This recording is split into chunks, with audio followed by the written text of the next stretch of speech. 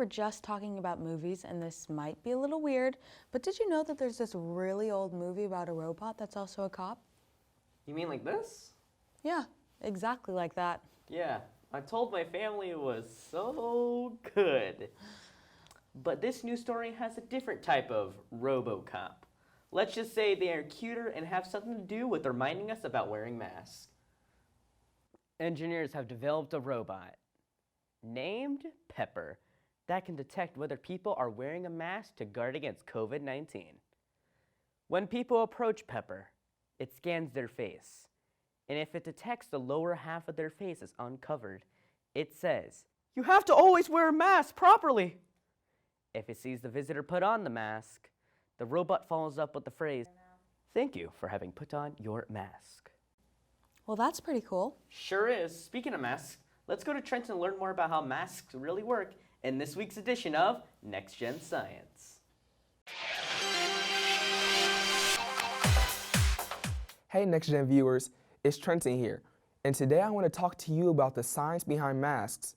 Sure, they can be awkward, uncomfortable, and even make your glasses fog up, but masks can be one of our best tools in staying safe and protecting ourselves from COVID-19.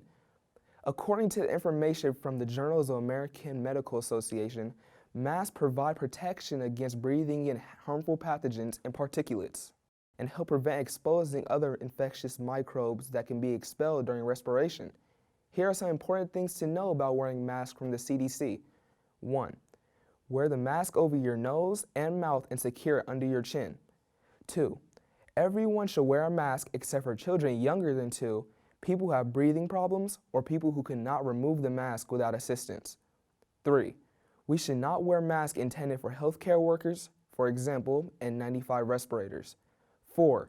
Make sure to wash your mask regularly if it's not disposable.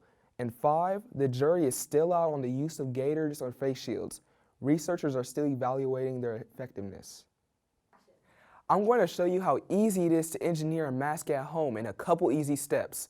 All you'll need is some washable, breathable fabric cut to about 20 by 20 inches and a couple of rubber bands or hair ties. Here we go. Fold your fabric in half.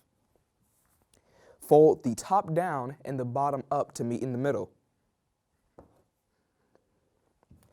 Next, you're going to have to get your rubber bands or hair ties to about 6 inches apart.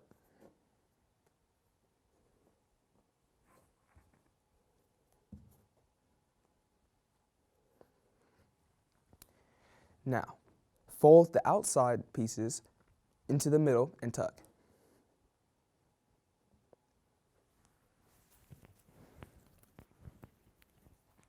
Now your mask is ready to wear. Good luck making your own homemade mask. And remember to stay safe. I'm Trenton, and thanks for watching NexGen Science.